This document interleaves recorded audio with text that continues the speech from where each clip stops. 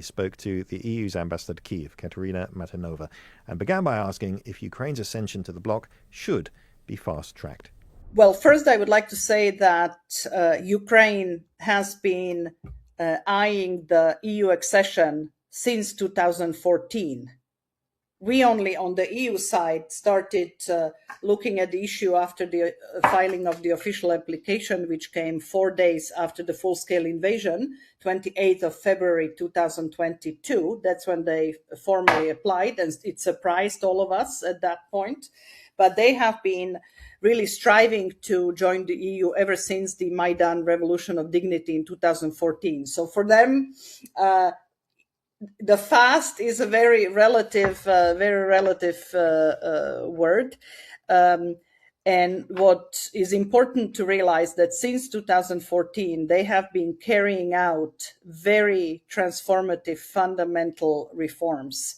They have accelerated the reform agenda and adoption of the reforms after 2022, but they've been at this for 12 years. So a lot of their anti-corruption efforts are now paying off. The institutions have been set up. That's why you hear about corruption cases being revealed, because there are institutions that address it. They have addressed a number of economic sectors. For example, in the over 4 years of war, you didn't have a hiccup in the banking sector even for a day. That means that has been thoroughly reformed and transformed into a very, very solid structures. And I could go on and on. Therefore, I don't think that it would not be based on merit, because we often mention, oh, it's merit-based. Well, Ukraine has merit. And I think it should continue to be merit-based, but I think there should not be any more unnecessary delays. And if you ask me whether they can technically be ready by the end of the next year, I would say yes. Really? Do you think that's feasible, what Zelensky has been saying for the last year, that Ukraine could join in 2027 or 2028? I think that joining will still take some more time, because you need to have consensus on this among the 27. You would need to go in many countries to national parliaments for ratification. So that still takes time. But I think that in terms of the technical preparation and adoption of the necessary laws and setting up the necessary processes, I think if there is a political will to open the remaining clusters, that's the first step, which needs to happen now, because there are 6 negotiating clusters altogether. And then opening and closing the individual 32 or 34 by now chapters of the accession talks. I think that's doable, but it would require concentration, it would require mobilization domestically, and it would require willingness to move that fast also on the side of the EU. Yes, what I'm hearing is you're saying that Ukraine is very keen, almost ready, but it's not necessarily matched on the side of the EU. And I think one of the signs of that was Peter Magyar, the new PM in Hungary, who said he got the phrase "as soon as possible" removed from the EU's joint statement this week, that Ukraine could join as soon as possible. Do you foresee Hungary continuing to be an obstacle for Ukraine to join the EU? And we've talked a lot on this podcast that Peter Magyar was, yes, maybe a bit more pro-European and a bit less anti-Ukrainian than his predecessor, but he was not completely warm to Ukraine. Is that something that you foresee will be a problem down the line? What I foresee is that there are going to be any number of countries that are going to feel queasy about such a big step. And I would like to remind the listeners that this is the case with every round of expansion of the European Union. When Spain and Portugal were applying to get in, their wine industry was very scary for Italian and French winemakers. Now the 4 wine producers coexist and there is no issue. when my country, I come from Slovakia, when we were joining the EU in 2004, before that, you may remember the big scarecrow was the Polish plumber and the Czech truck driver. And we got transition periods of 7 years when we couldn't access the labor market, not in Britain, but in most of the other countries. So there is always uneasiness about expansion of the EU. And in this case, the uneasiness comes from the fact that Ukraine is a large country, the largest by landmass in Europe, in fact. It has a very potent economy, whether it's agriculture, innovative industrial potential. Just look at the drone industry that they have been able to develop in 3 years from nothing, literally nothing. So it is a scary prospect. So I think that perhaps the Prime Minister was reflecting views that are not going to be completely isolated. You've mentioned earlier the corruption cases and how the fact that we hear about these cases is actually a good sign because it means that it's being tackled by Ukraine. Did you have a moment last summer of doubt when President Zelensky considered shutting down the anti-corruption instances like Nabu or Sapo, for example? Was it a sign that was worrying for you that maybe there was some backtracking or not as much maybe political impetus? It was certainly a moment where we also mobilized, just like the Ukrainian young people mobilized as well. Also, the international community very clearly signaled that this would not be a very welcome step. Look, I have worked on reforms and on institutional and legal reforms and anti-corruption for many decades in different jobs. And progress is never linear. There are vested interests that fight it, or you always have back and forth. You need to look, and I have the benefit of having worked on Ukraine for over a decade now. I was in the European Commission before, and now I am in Kiev as the ambassador. And I have been watching and observing the trend, which is, if you look with the perspective of the 10 years, has definitely been positive. So this was, of course, a moment of unease and tension, but when it was signaled both by the street and by the international community, a corrective measure was taken almost immediately.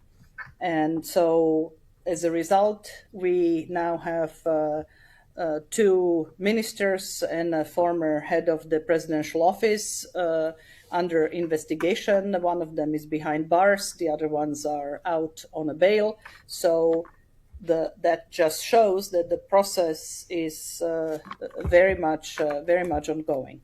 On the reforms, you said Ukraine was almost there. What else does Ukraine need to do in terms of reform to get to EU standards? What are the big areas that need to be worked at? Ukraine needs to continue adopting the really massive amount of what we call acquis communautaire. That means the body of laws and norms and directives and regulations that bind the EU member states together. And in a number of technical areas, this is very dreary and demanding task, while maybe politically not as controversial, but it's also demanding institutionally. I think the biggest areas is to finalize the judicial reform and the make sure that the anti-corruption institutions continue to function, and they have been building a track record which is very solid by now. So I think that's one area. The other area which will be important for the EU is, once the war is over, how to move from a martial law to it's amazing that under martial law they are actually reforming and keep the democratic institutions, but whatever was done under martial law will have to be undone in a reasonable way. And then I think that the two biggest areas economically that are going to be sensitive for the EU is certainly agriculture, transport, and the export across the various sectors that are competitive in Ukraine. I mean, case in point, the steel quota that we are now discussing, and which is one of the areas where Ukraine has a lot of capacity. But ultimately, for Ukraine to join is going to be a tremendous benefit to Ukraine, but a tremendous benefit to the European Union. And I think that's important to keep in mind. Mm-hmm. Do you want to go, because I know you feel very strongly about this, do you want to go into a bit more detail about what Ukraine can bring to the European Union? I mean, the obvious thing is, the most battle-tested and best army in Europe. That is the obvious one, but very closely linked to that is the drive, the innovation, the capacity, the potential of the defense industry, especially now as the world that we used to know for 80 years doesn't seem to exist anymore. I think that Europe being stronger and being more innovative and more prosperous with Ukraine in its midst is very achievable, because we constantly talk about how non-competitive Europe is. There was the Draghi report, etc., a couple of years ago, and I think Ukraine is the one that can can fill the innovation gap. And then can talk about the rare minerals and the mineral wealth and the agricultural potential. All of that is going to ultimately make Europe stronger and more competitive if Ukraine is in it. Going back to the reforms for a moment, you said how Ukraine would have to move forward from the martial law and once it's implemented, that will be a big transition democratically. Do you worry that some of the reforms cannot be implemented during wartime, and that it will need peace in order for Ukraine to just get to that final mile? Well, I'll give you one example, and that's the State Security Service, right? It's very difficult to reform under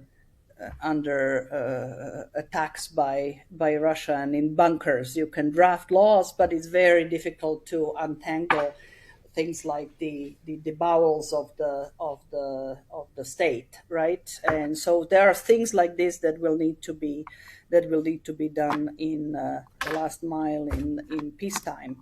But what is actually quite extraordinary is that the reforms are at all happening. And I have worked on reforms my whole life. I don't know any other country that has been carrying out really transformative reforms while fighting for their national survival.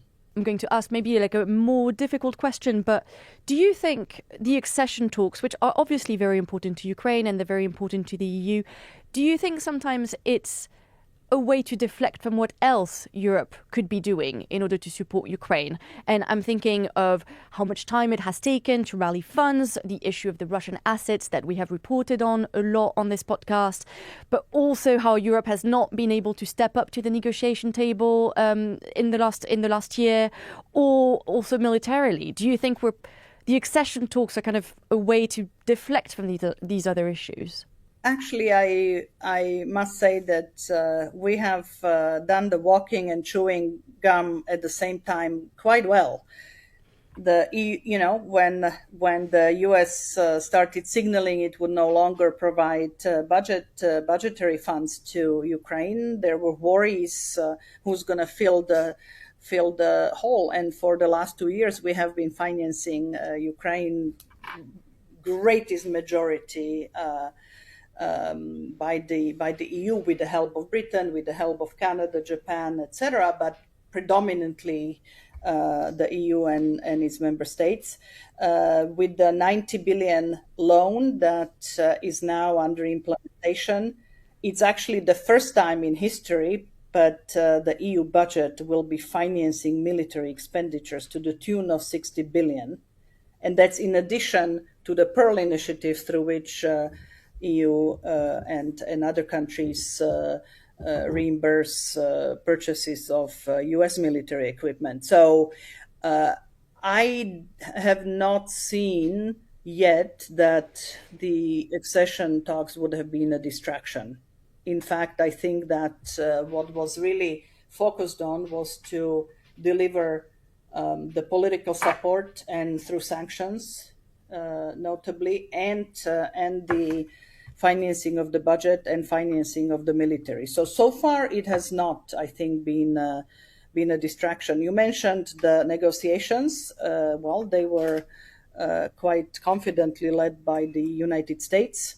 We now hear that from them a recognition that that track needs to be rethought and done differently.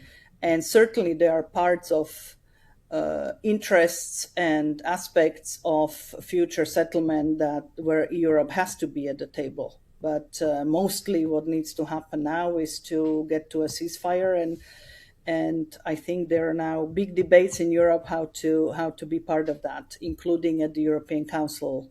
Some EU members still have still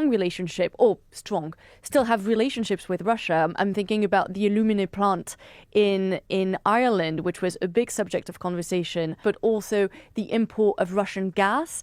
Do you think these countries and do you think these relationships could be an impediment to the negotiations, but also to Ukraine joining the EU? And should Europe be looking at its own members a little bit more? There are historical ties and contacts across a number of member states, but frankly, the speed with which Europe has untangled itself from Russia, including Russian gas, with the two exceptions, including taking businesses out, has actually been surprisingly successful.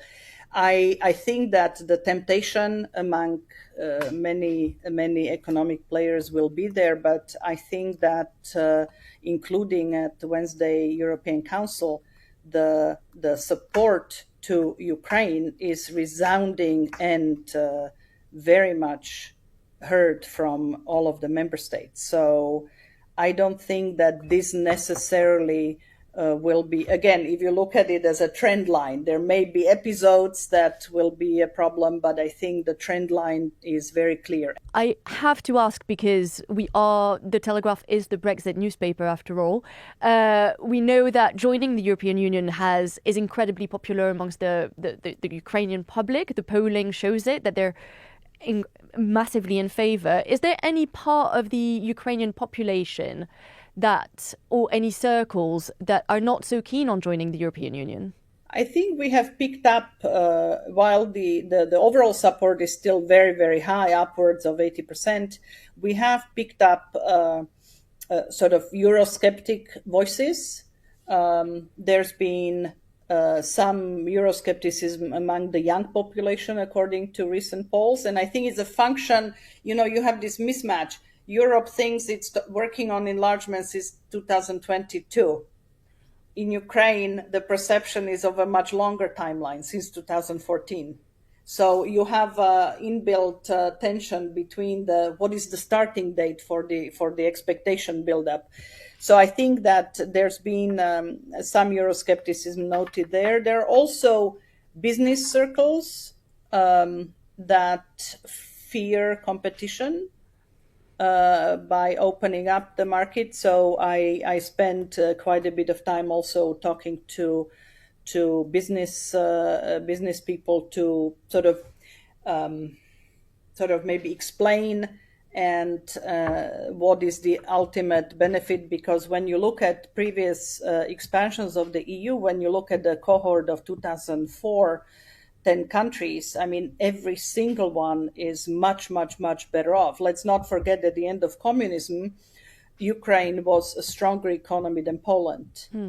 And now there is a big gap. So I think that it can all be explained. And also, let's not forget, Ukraine is fighting a kinetic war with Russia, but also a hybrid and disinformation war.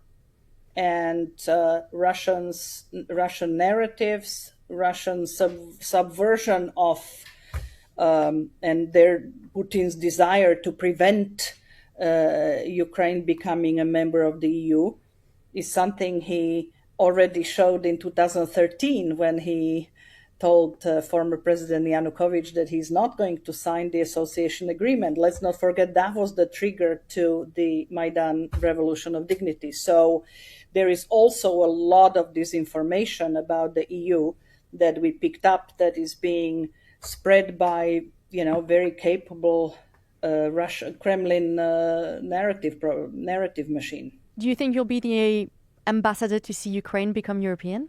Well, Ukraine is European. Ukraine is historically, culturally European. Whether I will be the ambassador that will see Ukraine joining the EU, probably not, as my term is for another year and 3 months. But I very much hope that I'll be the ambassador that will see Ukraine make very decisive steps on the path of joining the European Union. And who knows, maybe they will join at the same time as Britain will rejoin. That's a question that we'll have to see. Katarina, it's been a pleasure talking with you. Thank you very much for joining me today. Thank you very much for inviting me. That was Katariina Maternova, the EU ambassador to Kiev, speaking to Adelie. That's all for today's episode. I've talked too much for us to have time for a final thought, of which I'm very sad. But Dom and Francis will be back in the studio, I hope, on Monday. Alex, thank you so much for helping me guide the good ship Ukraine, the latest. No, thanks for having me. We look forward to Captain Mannering, etc., returning next week. Goodbye.